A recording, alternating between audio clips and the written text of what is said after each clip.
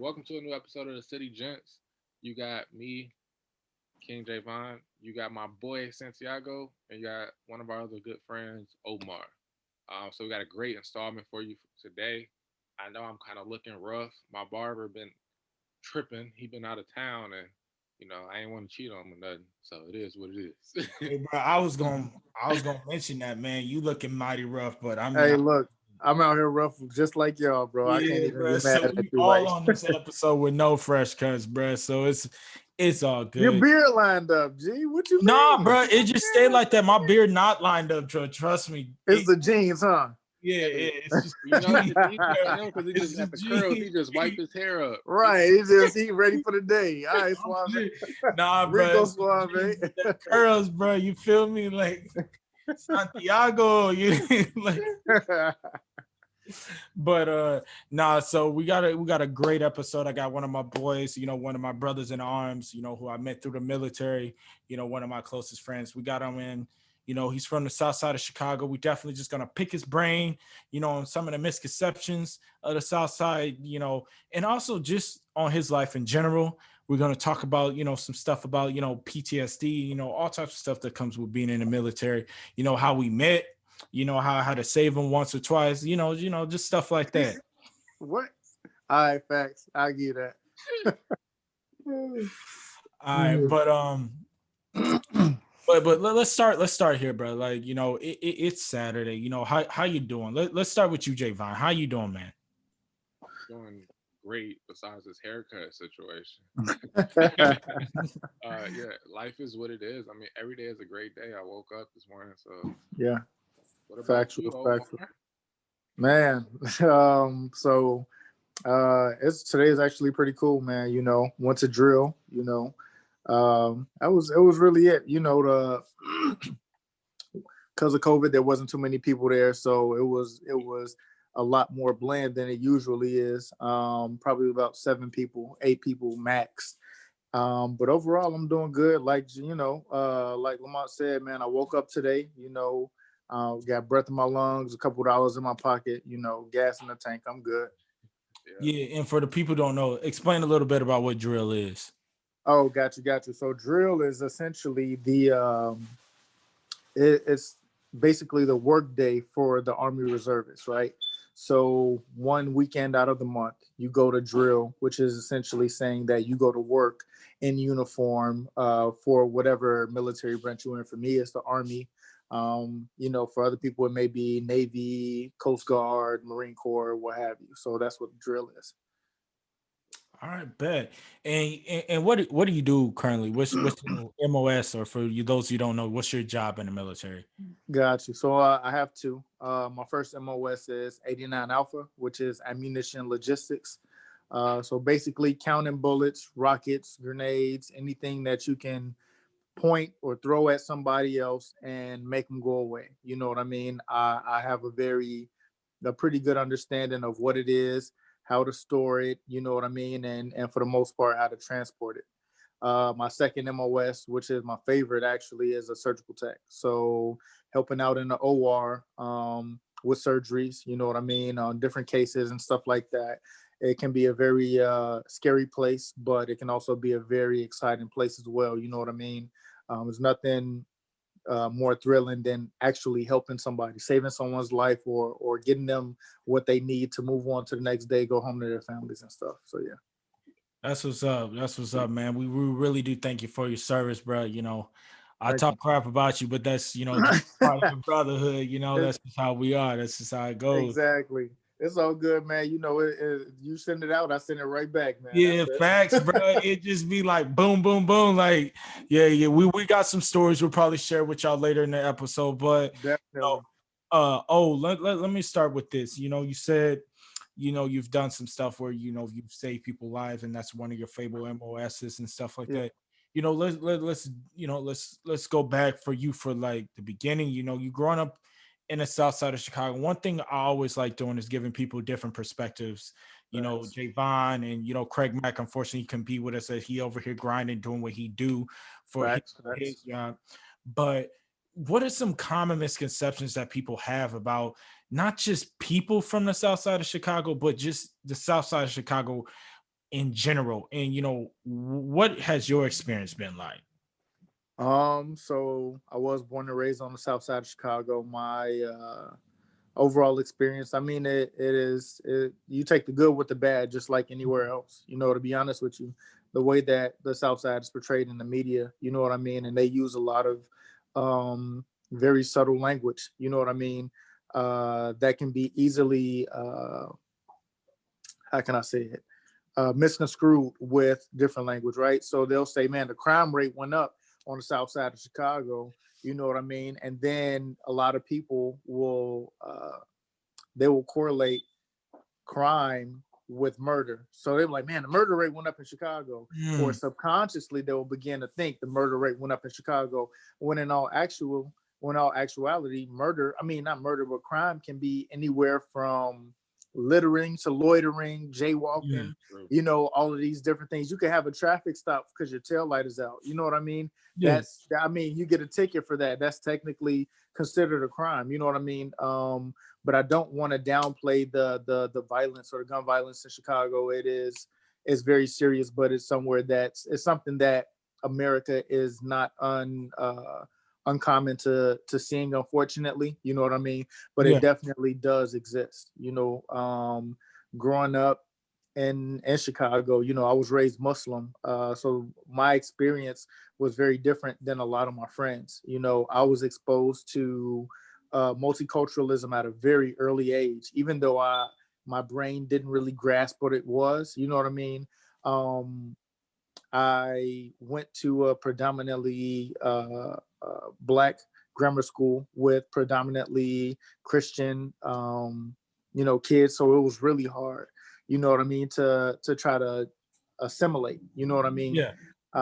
My imam, you know what I mean, who was also a very close family friend. We consider him my uncle, right? He's Panamanian, but he's light skinned. He was at the time, I believe, he had to be between 50, maybe 54, between 48, 50 years old.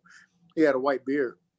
I remember specifically after 9/11 happening and the years to follow, they would call him Osama bin Laden, because they knew that he was Muslim, they knew that he was light skinned, and they knew that he had a white beard. Um, and I would get made fun of because I was associated with him. You know what I mean? Yeah. And I would get made fun of because a lot of people associated being Muslim or believing in Allah, right, meant that you didn't believe in God at all. When it's the complete opposite. Like when you say Allah, right? ALLAH, you're literally speaking another language. You're speaking Arabic, right? It's Right. the Arabic name for God. That's it. And you have to explain that over, oh, you don't eat pork, you don't eat meat, you don't, you know what I mean? You eat air. Like it's just it's crazy how the misconceptions that you can have. And I really had to become a spokesperson for Black Muslims at like the age of 8, when people really kids start really understanding what that was, and they realized that you weren't getting Christmas presents and stuff like that. It was different, you know. But yeah, growing up on the South Side, it was definitely a little different. I wouldn't trade it for anything though. You know what I mean? I made a lot of friends. You know what I mean? I learned a lot of lessons and stuff like that. It wasn't all a bad experience like it's portrayed out to be. I wasn't ducking bullets every time I stepped outside the house. Mm-hmm. That's great, bro. I definitely want to dive in a little bit more into you growing up, in a predominantly, first of all, Black, but growing up in a predominantly Christian environment as a Muslim. How has that shaped? And you haven't, for those of you that, like I said, we're gonna get into stories later, especially when we start talking about the military. But this is my brother for real, and I from what I've known him, he's very cultural as much as he can. If he doesn't understand something, he's definitely gonna be like, yo, I don't understand it, but let me ask you the right questions. So for growing up in that multicultural, how has that affected you negatively with interacting with people who are predominantly Christian, or just not belonging to any specific religion? But also, what was the positives out of that? Okay. So Islam is a religion of peace, right? It teaches nothing but peace. and essentially gives you steps on and guidelines on how to become a better person, right? Mhm. How to be a person full of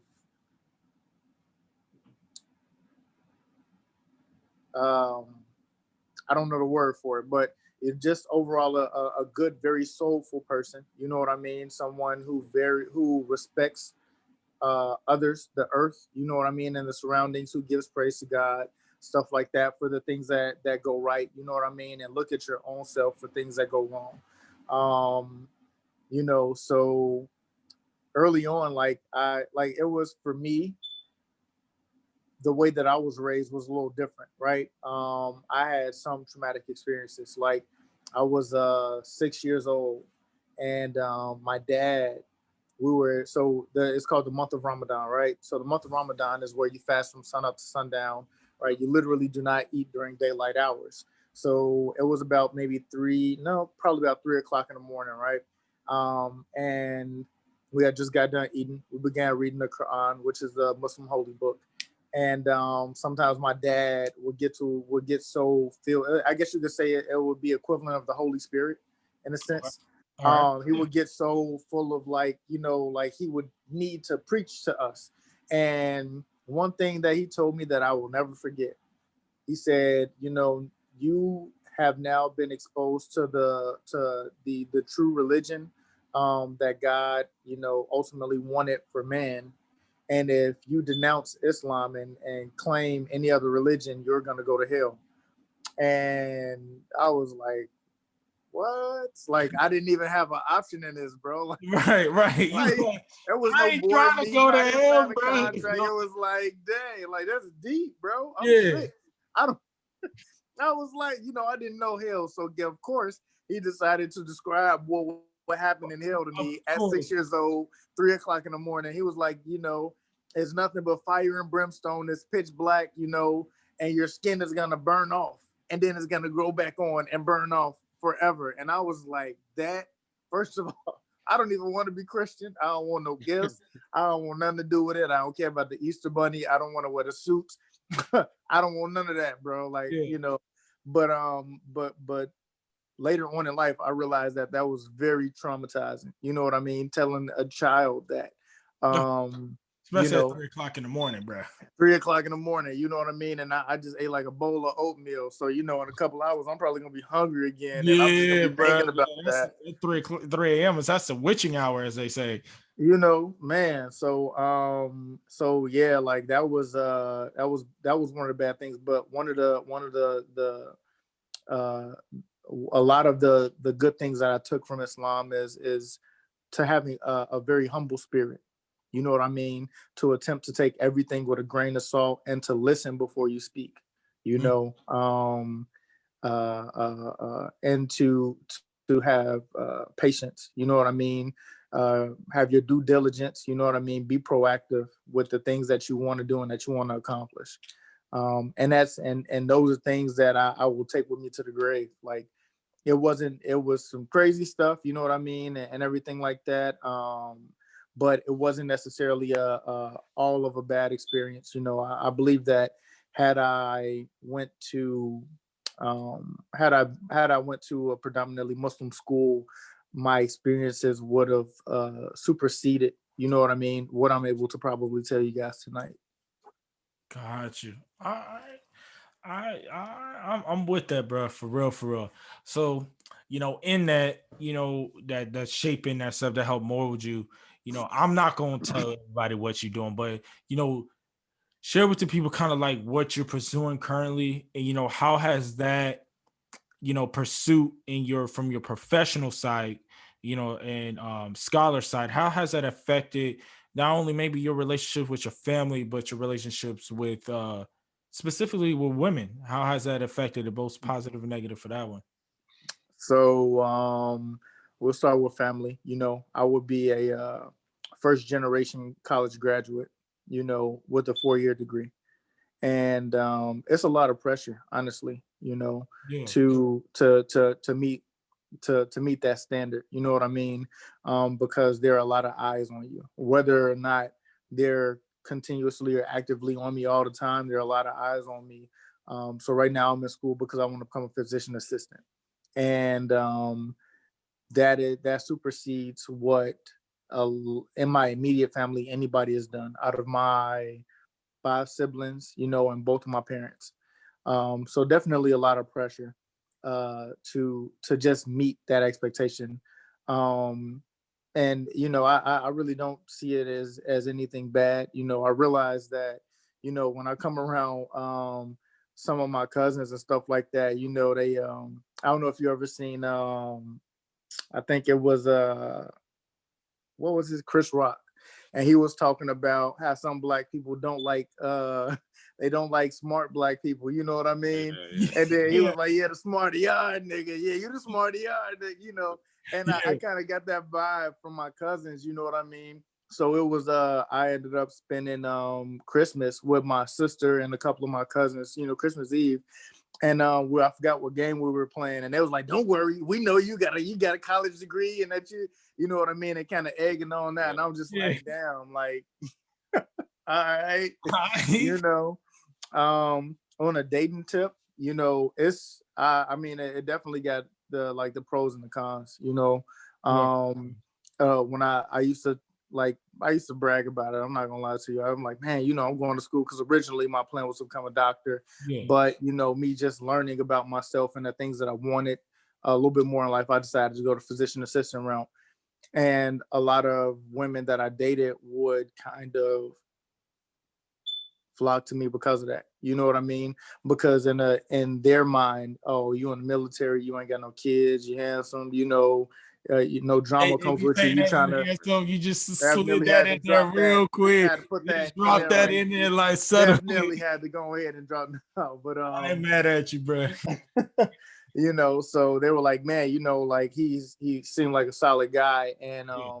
and it got me a lot of attention, but one thing that I had to stop doing it. I really began to keep what I want to do and what I want to pursue private, because that began to taint a lot of the that began to taint some of the relationships that I had. Like, it was this one girl that I dated. It had to be at least like maybe a year ago. You know what I mean? No, 2 years ago. 2 years ago. And I told her, like, yeah, I'm trying to be a doctor, et cetera, blase, blase. And she went and took her dad's credit card and went shopping for like brand new clothes, brand new shoes, like got fresh for the first date and everything like that. With me, you know what I'm saying? I'm a very humble man, you know what I mean? Like, Right. it doesn't take much to please and or impress me. And after her telling me that, like, there's nothing wrong with going to get something nice for yourself, but I kind of feel like that was a little over the top, you know what I mean? Yeah. And it kind of made me feel like she was just trying to set herself up for success, you know what I'm saying? Which again is not a bad quality, but I just wanted something a little bit more genuine. Like, let me get to know you. I don't want you to chase me because of what you perceive me to have in the future or be aspiring to do or be. You know what I mean? Just like chase me for me. That's it. Right. So my question becomes then, I know you talked about a lot of, how you grew up with your Yeah. parents, and you also got the family like kind of in your ear Bragging on me. on the sly. Yeah, yeah. It reminded me of something. I think Martin Luther King said, the three most dangerous things: sincere ignorance and conscientious stupidity, Mm. are the biggest things that like hurt people. Excuse me, two things. So how do you feel like you navigate that space when you are around your relatives or those people when you are becoming something that they are not, if that makes sense? Um well, I don't hide it. That's number one. You know, there's nothing wrong with being educated. There's nothing wrong with desiring to be a lot more educated than you currently are, or pursuing things that you may not see on a regular basis. That's for one. Um, the second thing is not, I don't boast about it. I'm not a cocky person. You know what I mean? I approach stuff really humbly, and other than that, like, I use a platform that I have. Like, granted, I may not be at $100,000. I may not be at $100 million. You know what I mean? But I understand that the platform that I do have the networks and communications that I've made, you know what I mean, throughout my 27 years on this earth, I use that to help other people get to like where I want to be. You know, Pat could tell you, I didn't call this man plenty of times. Like, hey, bro, I got this guy that wants to get in finance. Hey, could you talk to him real quick? Hey, I got somebody who wants to get their credit right, or you know what I mean, or wants to do this, that, and the third. Talk to him for me. You know what I mean? Because I'm all about self improvement. You know what I mean? I was reading Buddha and the Life of Buddha, and one of the things that I never forget that I read, it was about the lotus flower. You know, Buddha was talking to one of his most loyal followers, and he was wondering why. He said, I think it was, I don't remember exactly what was said, but I believe it was along the lines of him no longer wanting to. I'm trying to think about it. Him no longer wanting to or desire to. He also him no longer wanting to or desiring to uh, make a big scene of his presence and tell people to come see him. Whoever was going to be there was just going to be there. And the next time that he had a session, I believe not too many people showed up. And he said, there are some lotus flowers that bloom below the water, some lotus flowers that bloom directly on top of the surface of the water, and some that don't bloom until they reach high above the water. And you really have to determine, and from that, you have to navigate life with that kind of aspect. You know what I mean? I can't sit back and come into someone else's domain, someone else's space, and demand that they meet me where I am or demand that they do better, because some people may be happy where they are, right? The lotus flower bloomed below the water because it felt like it needed everything that it needed in order to bloom and to grow into a beautiful flower. Same thing with the ones that bloom directly on top of the pond, the same with the ones that bloom directly superior above the pond. You know, everybody's life is different.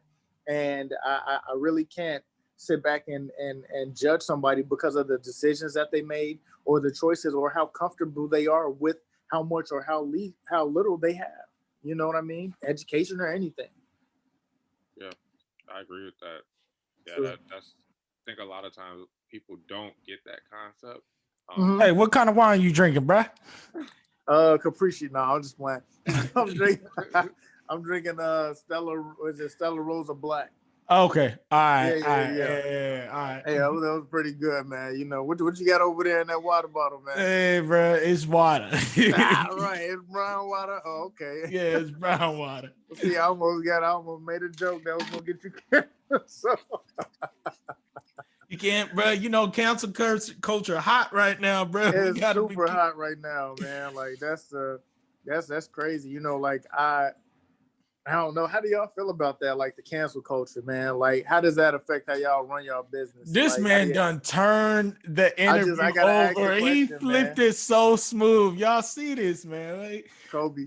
Like, Kobe 81 15 years ago. What yesterday or today? Yeah, yesterday. Yeah, it was with his 81-point game. Shout out Kobe, Wow. RIP, Kobe, GG, Mamba mentality. But for me, for the cancel culture, bro, I feel it's getting to the level of ridiculousness. And I'm not talking Yeah. about like that MTV show with what's his name, Rob Deirdrick. It's just ridiculous, bro. Like people pulling tweets from celebrities from 10 years ago, Mm-hmm. 5 years ago, and then demanding an apology. For Yeah. what? It's a social media. First of all, I can't speak for a lot of people, but what I've noticed and observed from people that I do know, they tend to be a little different on social media than they are in real life. And that's not necessarily a negative thing. I'm not saying it in a negative way. Yeah. But what I'm saying is sometimes what people say on Twitter or what people say on Facebook, within reason, because there's Mm-hmm. levels and there's boundaries to it, that doesn't mean that's them. And if they said something in 2012 and it's 2020, that doesn't mean they think the same way. Yeah. People Yeah. evolve and people grow over time. So for you, like perfect example, Kevin Hart, Mm-hmm. made the comment about, homosexuals or something like understand up about let us gay. Stop that. Yeah. That was years ago. Mm-hmm. But since then, even before then, he has apologized for that. And then as soon as he want to host the Oscars, people pulling tweets and stuff from 2011. Why is that? Why is that relevant? Why is that relevant to now when he has changed his position. Mm-hmm. What about you, Javon? I agree for many different reasons, and Well, I say I disagree in some ways. Okay. So, All right, let's so hear it, bro. my disagreement, I'll start with that. all I right. don't think people should be canceled really because we all do grow, but some people do have those same viewpoints. And instead of sometimes they stay consistent, and you can see the pattern. So that's where Mm-hmm. I say I disagree.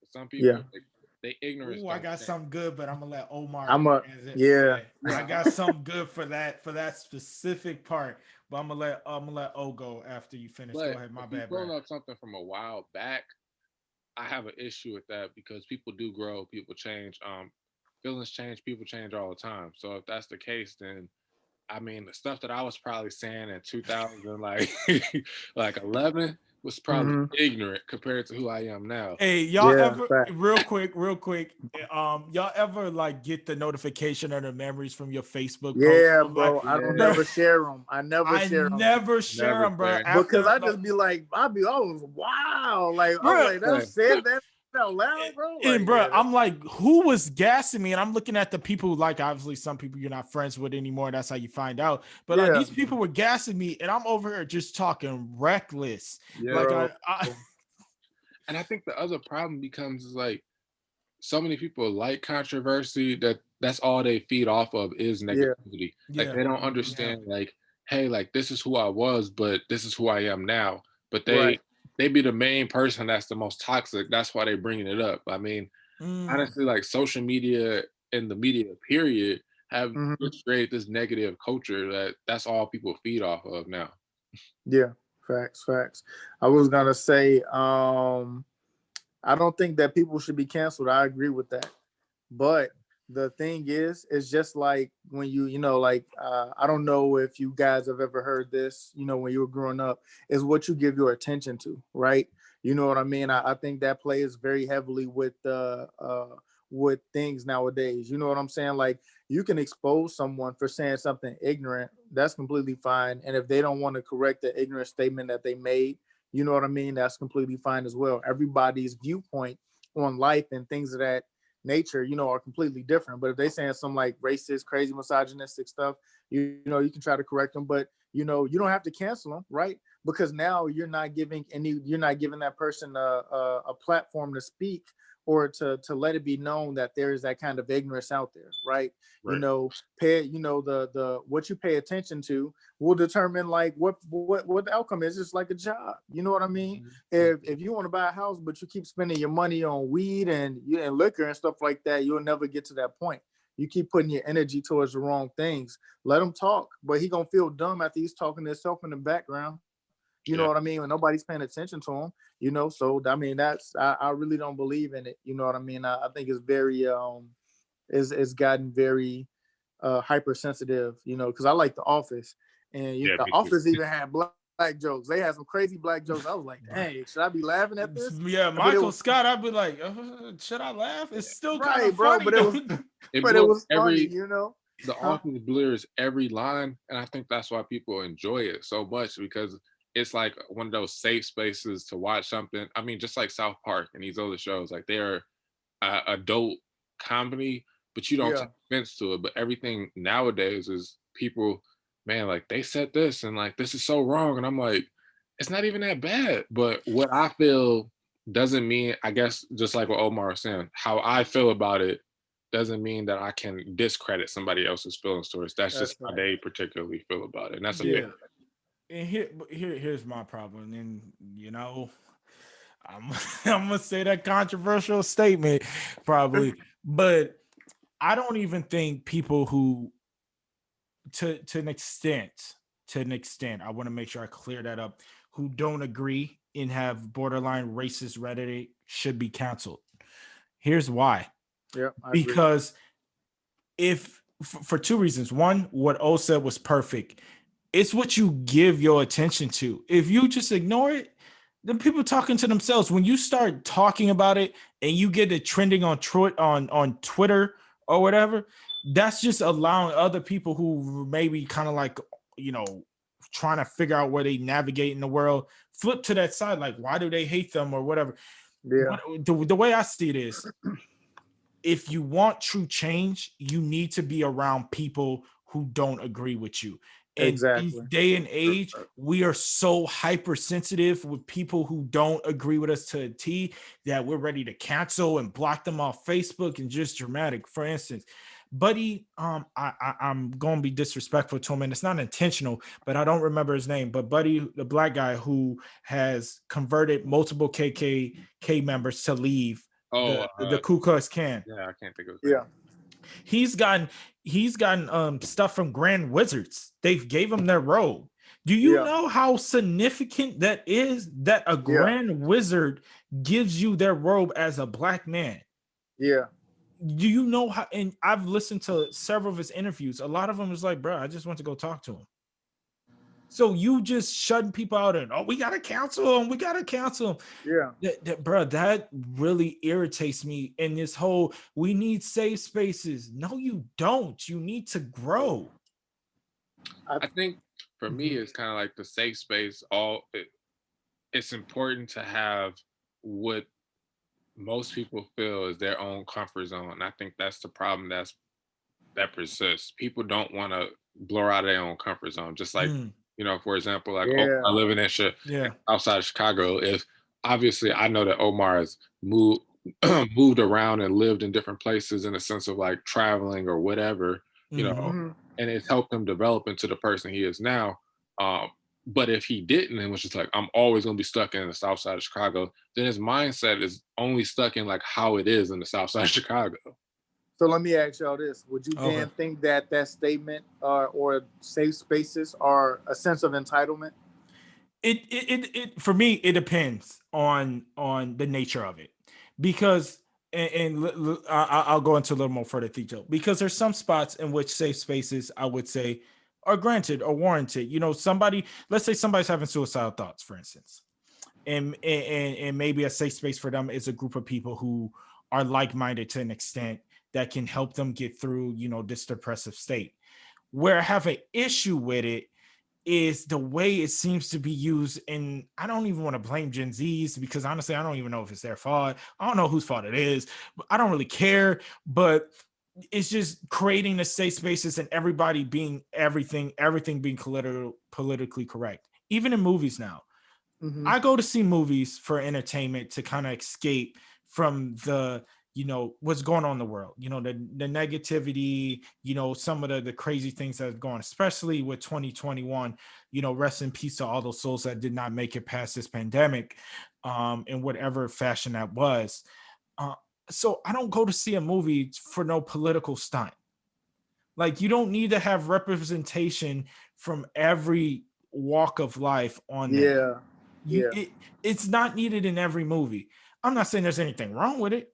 If the movie calls for it, go ahead and put the character in there, but don't force it and have the movie be so politically correct, but it, again, that goes to the society's fault, because we're so hypersensitive to anything that doesn't fall in line with our way of thinking, where we don't realize that maybe our way of thinking isn't correct. And what causes us to grow is by people who challenge us, because it's going to do one or two things. I've been stumped several times on stuff that I've thought, and it's allowed me to do one or two things: either change my perspective or look up my perspective more to see if I can counter that. But that involves research and really look at stuff. So for me, for going back to your question, safe spaces, I don't think overall is an issue, but I think the way it's used now is a concern. Okay.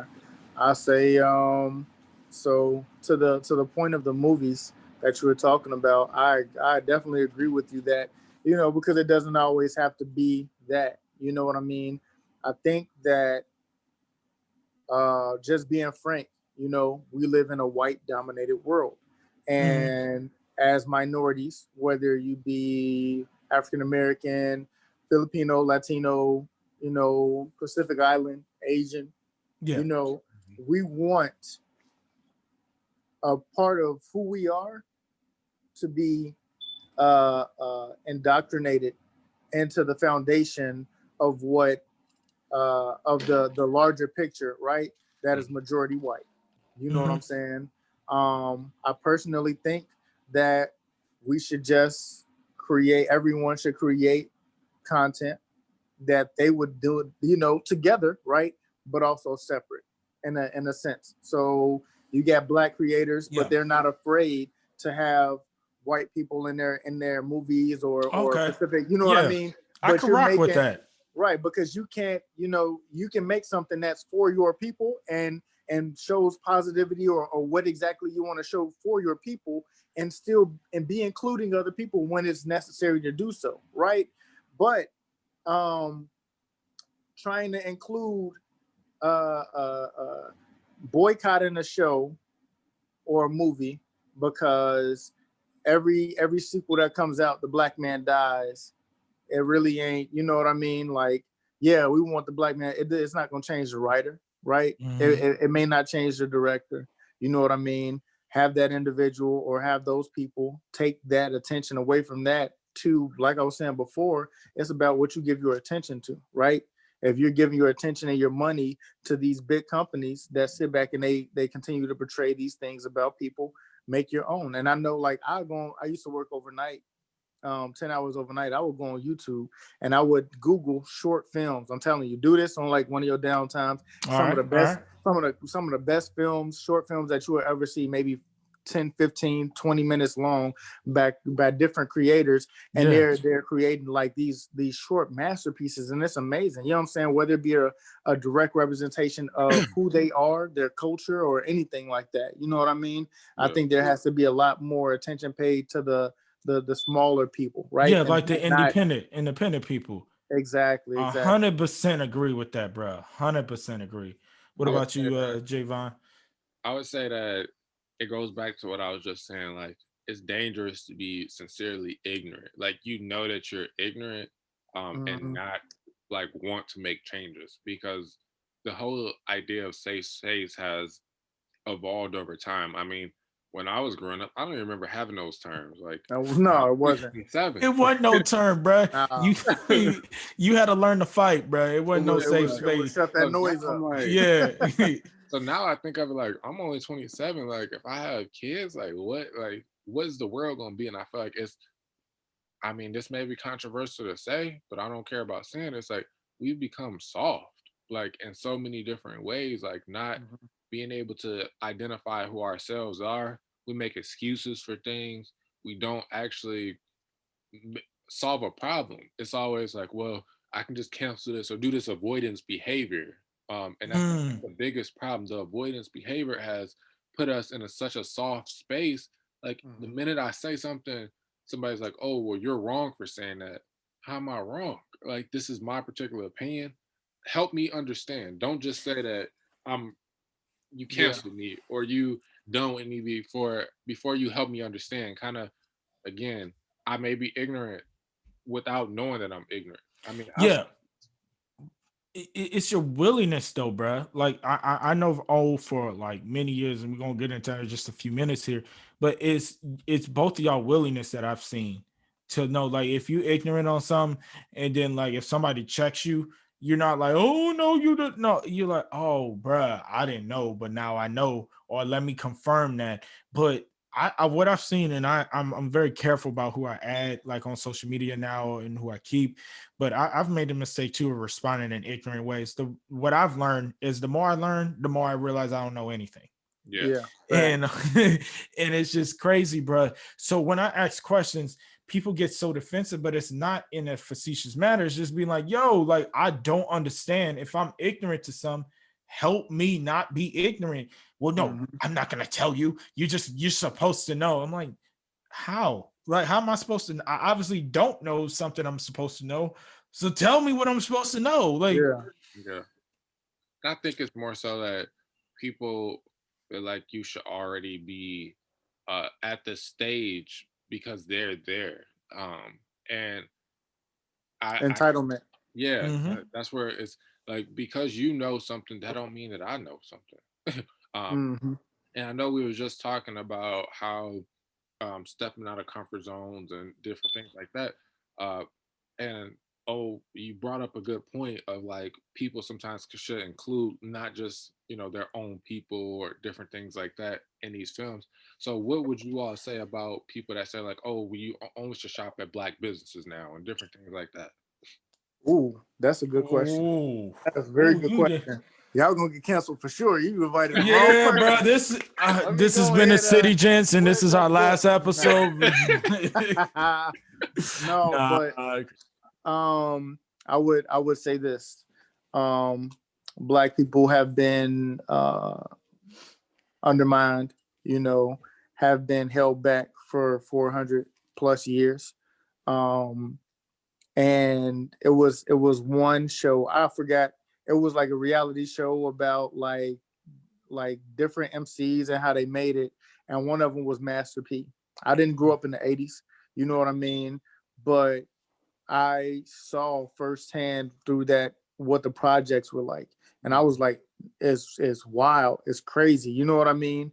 And stuff like that. Black people were not given the opportunity to be and create and do and establish in the ways, especially with like GI bills and VA home loans. That stuff wasn't eligible to black soldiers when they came back, right? They weren't able to go buy houses. Even though they were promised that in World War I when they fought for the U.S., that still wasn't awarded to them. It never happened. You know what I mean? Look up redlining if you want to understand that. Yeah. So with that, even well, I would say even before redlining, even if you lived in an all black community, you didn't have the capital to own your house, right?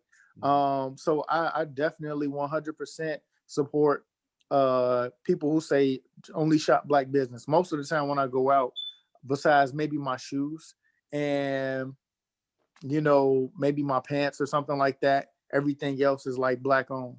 Not because it has to be, because I want to, right? Because I see somebody else with an idea who's trying to like really establish themselves. You know what I mean? Like, I believe in at least giving black people who have black businesses a chance, because we weren't given that. Every chance we had got kind of wiped away. Every chance we had.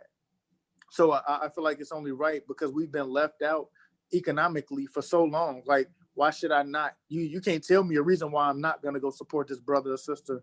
I don't care if they selling rubber bands. Give me 30 of them rubber bands. I got you. $20. Here's the dub. Come on, give me the rubber bands for $20. You know what I mean? Because you never know what that will do to someone psychologically, right? Mm-hmm. You go to the gym and you shoot the ball and you never hit a basket. That's gonna do something to you psychologically. You go to the gym and you hit that last bat, it don't even matter, bro. You hit that last basket from half court and you missed everything else, that's gonna mean the world to you, bro. Exactly. You know what I'm saying? That's gonna mean the world to you. So supporting black business is like at the very top for me, like at the very top. What about you, Santiago? Yeah, so for me, and I'm sorry, y'all, I'll definitely slacking on the Spanish. I'll definitely remember that for next episode. But for me, should I have put a different name? Because your name is Santiago. No, because me and Lamont cool. Yeah, he's just doing a lot. All right, go ahead. My bad, bro. I'm always doing the most. But para me, or for me, this guy. Right, go ahead, bro. Nah, bro, but no, for me, for real, I'm 100% agreeing with O on this. And I, as a black business owner, even prior to that, I try to network. I'm a part of Clubhouse and stuff. I try to network with different black owners and stuff in whatever facet that I can. It may not, be the most, our industries could be different and stuff, but we try to network as best as we can. One thing that I've noticed, when it comes to supporting black businesses, and this isn't true for all, is the customer service aspect obviously could use some work in some regard with some of them. I got a question for you then too. But hold up, I'm pretty sure I know what your question is. But the but the problem I actually usually that arises is people, well, why is your t-shirt $30? You can't give me a discount? Like, yo, come on. For a lot of people who don't understand this, I'll break it down this way. You might have told me the story. Oh, I'm not too sure who told me, but there's two separate, like hair salon business where they sell weave, right? One is owned by Koreans. Another is black owned. Black owned business got to sell a little bit higher premium for their to make a profit. And the reason for that, and the reason for a lot of that, and something that I'm finding out, not necessarily with me specifically yet, but indirectly or overall after talking to, because as you guys know, I run a clothing line or revamping to, control the clothing line, is that, a lot of vendors are overseas. A lot of the cheap vendors that have good quality products are overseas, especially in a lot of these Asian countries, specifically, I'll just keep it that way. I keep it regional. A lot of these Asian countries, when they find out the person is specifically black, they're going to charge them differently than they would charge almost everybody else. And where that falls in lines is that falls in line with their premium of their price. So you might go to, beauty shop or something that's ran by somebody that's over of a different descent, and it might be $2 for this, and you go to a black owned business and it might be $3.50. But what you're not realizing is that their vendor and their premium $3.50 was they were charged that. So in order to cut some type of profit, they got to charge that amount. So I do think, regardless of what the media tries to portray, regardless of what social media tries to show, I actually think more black people are actually together than ever. But I do think there's still some work that needs to evolve. And one of those aspects of improvement is the price situation. Now, should your shirt, if it just got a smiley face, be $40? Probably not. But at the same time, though, you got to recognize that it's not just what you're seeing. Like, if you're going to pay this much, it's the brand. If you're going to pay this much for Nike, this much for Gucci, Versace, support your own people on this type of. You don't haggle. My bad, bro. I want to say this before I forget it. For one, nobody haggles prices anywhere else but in the black community with each other. But at the same time, that's also a cultural thing. If you go to any country, culturally, they haggle with the price. That's just their, especially at the little like that's just what it is. Flea market type things. Yeah, for sure. They definitely do that. So that may be a resemblance of that cultural aspect, but to the point that I was making, I've worked retail. I worked retail years and years and years ago. And one thing that I promise you I hated is having to pretend to be nice to people, right? Having to be almost robotic and whatnot. So I don't really agree with that robotic mentality. Every time I go in a store, this person has to have this gracious and amazing attitude and stuff like that. That's very inhumane. I really feel like that's very inhumane, right? Because I know both of y'all have gone into y'all establishment and y'all have had to pretend like nothing was wrong when you probably had the worst day. Your girl probably cheated on you. You caught a flat tire, you know what I'm saying? And you left your wallet, you know what I mean? So you out here and you have to pretend to be okay, right? Now, I'm not saying be outright rude to people, right? For no reason, right? But like, I'm just gonna be real with you. If I have a business, I will let all of my employees know up front, like within reason, just be yourself, right? If you're not feeling it, understand we can switch out. Y'all go work in the back, take care of your business, you know what I mean? And have somebody who may be having a little bit of a better day work out front, you know what I'm saying? And you also, I don't really feel like you have to deal with a lot of bullshit, because sometimes it's not always the business on the fault. Sometimes it's the customer's fault, right? Being real with you. Customer come in, there was this one lady, I used to work at Payless, right? As an assistant manager. One lady she found out that there was a loophole for all of y'all. I don't know if Payless went out of business or not. I think they filed for bankruptcy, but I'm not positive. If anybody sees this, right? So Payless has a return policy. It does not matter how long you've had those shoes, what condition those shoes are in, you can bring them in and exchange them for a new pair. This lady would literally buy her son shoes. She bought her son one pair of shoes. I think maybe one or two pair of shoes. And she came in and she exchanged that pair maybe 3-4 months down the line for a brand new pair, because that was in the policy, right? That was in the policy. That's why they went out of bankruptcy. Yeah, that's Probably why they not. went Yeah, bankruptcy, man. bro.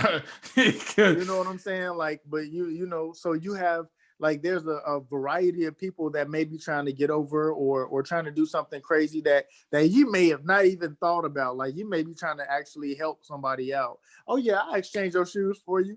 But now because I feel like we live in we're straying further and further away from a very human culture, right?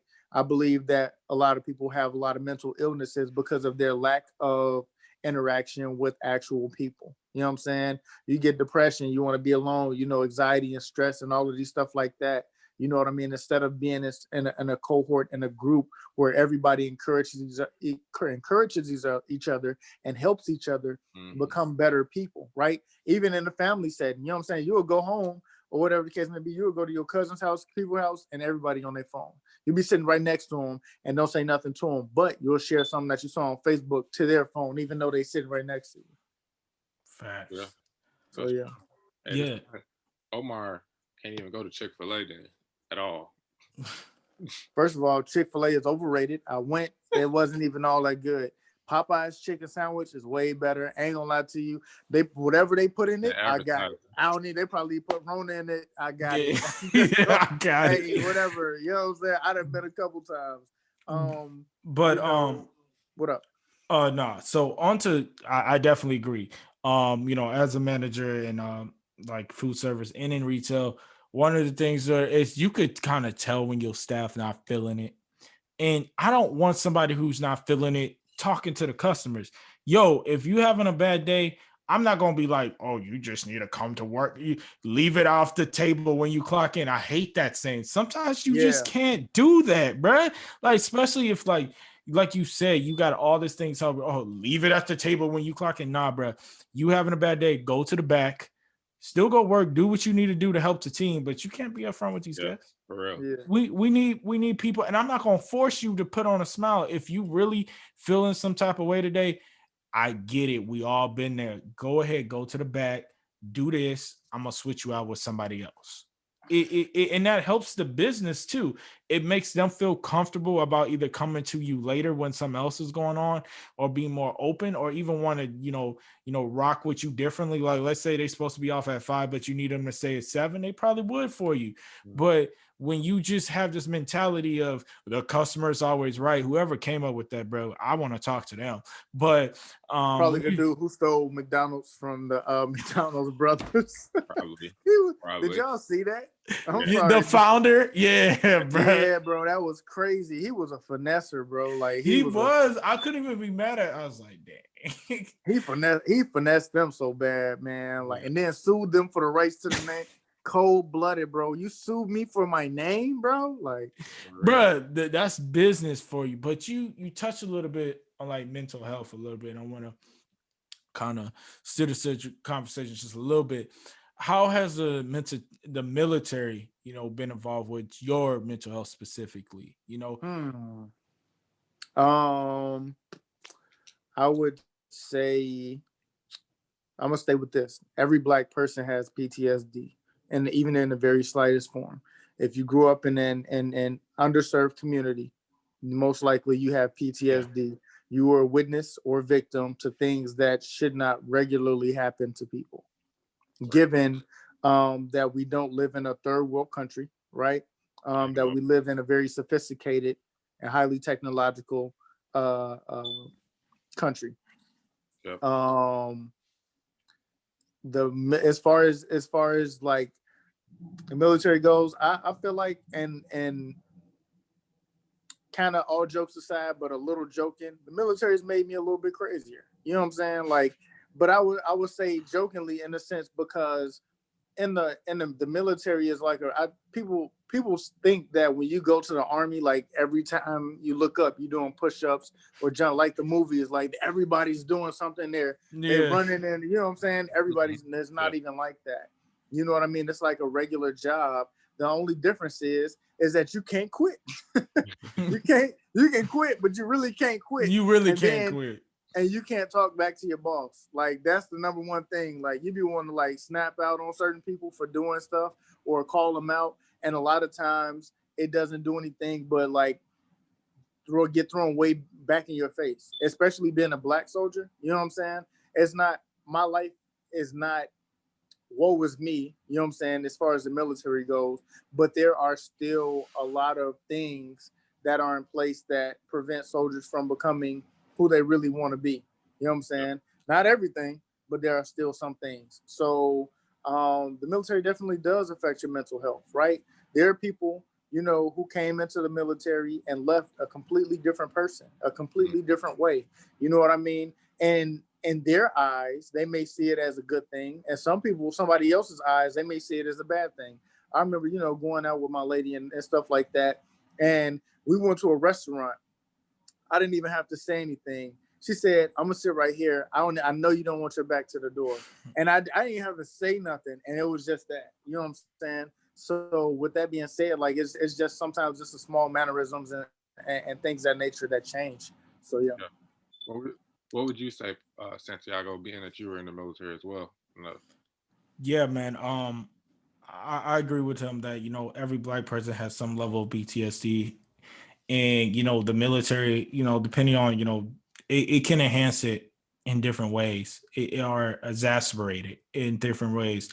And for me, it definitely has, you know, being, you know, transparent, you know, with things that I have to do to improve my mental health. You know, I would talk, you know, to, you know, different people, counselors or whatever, you know, a counselor or whatever, and I would say something, and it would take them telling me, you know, this isn't normal. Like, Yeah. what you're saying isn't normal, for Yeah. me to be like, oh, it's not, because this is I've what been doing this every day. Like yeah, this seems like you being in a crowd and not wanting, like, for me, when I travel a lot. I mean, obviously not, you know, prior to COVID, pre-COVID. You know, one thing when I was in Bogota, so I was with familiar you people went that where? Colombia. Go ahead. Go ahead. I hate this man. I know exactly why he did that, bro. Yo, all right, go ahead. My bad, bro. My bad. But yeah, just as an example, so I was in Colombia, and one of the things that they noticed with me is they're like, why are you always like just looking around like you're waiting for something to happen? And I was like, it's not that I'm waiting for something to happen. I'm making sure.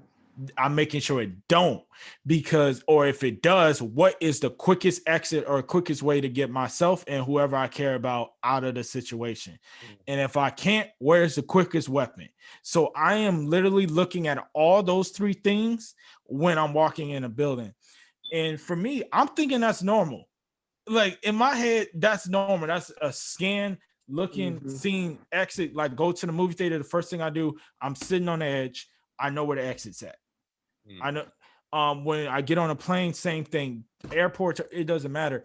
But this stuff wasn't like normal, because I'm somebody that doesn't like crowds. Like, I went to Lollapalooza in 2018, bro. That was not fun for me. Like, Really? I enjoyed the experience, but it took me a while to get comfortable, because it's like 100,000 people there. There's no way to even try to watch everybody. There's no way.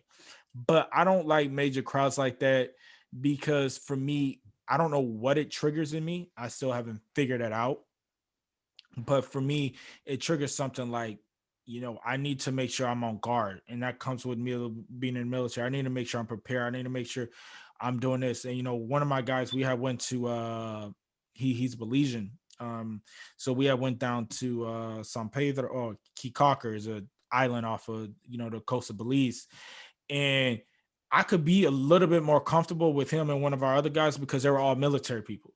So it's different when when the group you're with is military, because you can kind of, okay, we all can kind of let our guard down, but it's not really down. So, like, for instance, like if I go out with my girl and she still doesn't understand this, and, you know, some other people don't either, I'm like, yo, look, we need to move. And I hate asking that, but like I can't have my back where I can't see what's going on. You feel like it's a responsibility for the safety of the entire group, Yeah. because you like, I mean, that's honestly like the way what you're trained to do and to think, like, you know what I mean, in a sense, regardless of what you're, you know, the when I was in basic training, they told me that my primary responsibility was a rifleman, right? Mhm. My secondary responsibility was anything else in the Army that I did. But Yep. primary is to shoot and move, and that was it. And when you get introduced to society, you know what I mean. I feel like it's especially, I won't say especially hard, but I feel like it can be difficult for Army reservists depending on what kind of training you've had. I was so desensitized to weapons that I was like, I would see somebody's gun, you know what I'm saying? I'd be like, oh, can I see it? You know what I mean? In public, Yeah. like a security guard or a police officer, I'm like, oh, can I check that out? And they'd just be looking at me like I was dumb. Like, what? Like, did you really just what? Get the fuck away from me? But it was, and I was like maybe 18 or something like that. But it was like, bro, you know what I'm saying? I done shot so many different weapons in the military, AT-4 anti-tank weapons. I was assigned the weapon that they had in Scarface with the the M16 with the M203 grenade launcher. Yeah. I had that exact weapon in the military. That was my assigned weapon for maybe 4 years. You know what I mean? I shot M203s, I said that already, 240s, M24s, you know what I'm Yeah.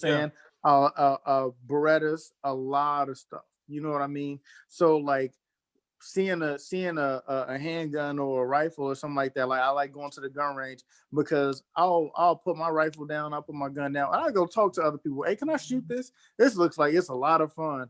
You know what I mean? And that's just the desensitized state that I'm in. You know what I mean? I'll be in my car and I'll look through the windows or the mirrors and stuff like that, just a glance. But other people notice that stuff. You know what I Yeah. mean? And And if you hadn't been indoctrinated in that lifestyle, it's definitely different. It's definitely different for you. You know what I mean? That's just really what it is. When you're in the military, um, I personally believe you feel a personal responsibility of some sort for the safety of people, whether if they're not in the military or if they are in the military. You know what I'm saying? And the safest place that you feel is with other people that are in the military. agreed.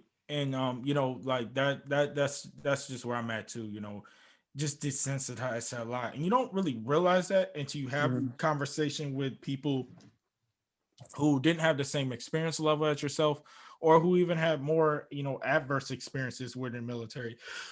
Especially, I have some friends who are special forces and stuff like that. So I can connect with them differently than I could connect with, a civilian who has the same level from a professional side as myself. Because, and this has happened even in school one time, not this exact wording, but like something was wrong with, I don't even remember what the assignment was, but in my head, I'm like, well, did anybody die? Because if nobody died, it could just be fixed, Mhm. right? Yeah, And being that's how, rough. yeah, and that's how I approach a lot of stuff. Like at one point in one of the positions I had in corporate, there was something wrong where there was $500,000 missing. And it wasn't that it was it was missing. It was in limbo. We found it or whatever. But in my head, I'm like, why is everybody freaking out? Like, we're gonna find it. It's gonna be found within an Excel. We got, like, why y'all freaking out? Nobody's dead. Like, why y'all? But I gotta realize, and it's still taking me some time to realize that the way I approach things is forever going to be changed and different. And I Yeah. think that's why I don't like crowds. It's not necessarily because I think something's going to happen to me. It's just like how you said, I feel a responsibility to make sure I can get as many people out as safety as I can. So I like Mhm. small groups because I'm the person that doesn't get drunk. I'm the person that makes sure everybody's Mhm. okay. Make sure everybody I'm texting, make sure everybody get home safely and stuff like that. I still have a good time for me, but Mhm.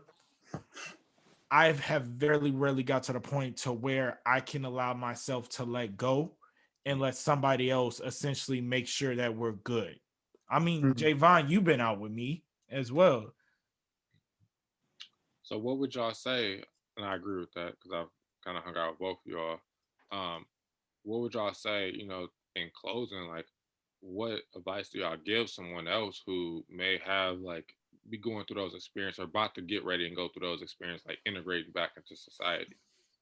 Oh, that was a good question. I was gonna tell them not to join the military. But no, I would have to say that was actually a really good question. I did not expect that. Yeah, that was a curveball. Um, I like that one. Seek counseling, right? There's nothing wrong with seeking counseling. Even if you don't think there's anything wrong with you, just go talk to somebody. To have a very ability to have an unfiltered conversation with somebody, and not to have that blowback in your face later on through your family, or have somebody look at you differently, but somebody who genuinely wants to help, or understand the way that you think, right, and help you determine, right, if the things that you feel and the things that you think, are, I won't even sit back and say normal, because that's very subjective, Yeah. but are conducive to your mental health, right? Yeah, so I'll say that. I appreciate that. What about you, Santiago? For me, yeah, biggest thing is to know that first thing is know that you need help, and being okay with, like O said it, very similar thought process there again. Going to seek it, and being okay with not being okay, and realize that you are going to be changed forever in different ways. So realize that, and understand that, and that's okay, Mm-hmm. and know that it's okay to be that. And I'll say the last thing is just really know what you're getting into. So like if your goal is to join the military, I'm never going to tell anybody not to, but what I would tell people to is to talk to the right people who are currently in the military. Get a wide range of opinions, Yeah. and from different enlisting, different MOSs, which means jobs, and really know what you want to get out of the military, and see if that's truly what you'll gain. And that's Yeah. hard to gauge without actually making the full commitment. I recognize that and understand that. But if you talk to the right people, you get a better understanding of what you're really getting yourself into, especially with everything kind of like changing up, and there's new normals, there's new there's just new things that even as they say in the old army, that's okay now in this new army, which is in my opinion hypersensitive, or getting to the point of being hypersensitive. So really know what you're getting into, and really being okay with the fact that you're going to be changed in a sense. Mm-hmm. Yeah. Well, I appreciate you gentlemen comments, Definitely. concerns. Any other final words from you gentlemen? I mean, we covered a lot of things. Anything else that y'all want to close with? Omar can't outdrink me. It's Excuse me. All right, I say thought that y'all don't again. get drunk though. Wait, I don't Well, get drunk. That's why I say he can't outdrunk me. he don't get drunk because he drink daiquiris. That's why. No, all right. So is would you rather have a shot of? Would you rather have a glass of Hennessy or a glass of Jack Daniels? See, Straight. you can't. See, I'm gonna have to go with the Jack, bruh, because nah, nah, nah, nah. Bruh, why I can't have the other one. I'll, I'll be trying to fight everybody. And They ancestors. man, look. Hey, what about you, Lamont? What's going on, man? man. Help a brother out. I'm gonna do the Hennessy. I'm gonna do the. Yeah, facts. See, yeah, man, it's all about intake, man. But nah, I definitely we definitely done had some crazy stories, man. I think it was me and Pat ended up meeting. Um, I think we were exchanging, we were talking about women, Yeah, and then I think we began exchanging like drunk stories and stuff like that, and I think that's how we became friends. that's exactly how it happened. Like for real. Wait, Yeah, the that's random ways. The most uh, random ways. yeah, Definitely, random as man. it. Buddy Super came random. came into the unit and stuff like that. We chopping it up at AT, which is annual training, and that's actually how we exchanging drunk stories, and just cooling it while we whipping the 5 ton, and just driving around the Humvee and stuff like that. So yeah, that's pretty much how it went down. It's been my brother in arms and outside of the military ever since. Pops. Awesome, man. Awesome. But this has been the City Gents with King Javon. Definitely. Omar. I don't know if I was supposed to say my name or not. You did, so it's fine. Hasta pronto, hasta luego, tengas un bien día. See y'all later. All right.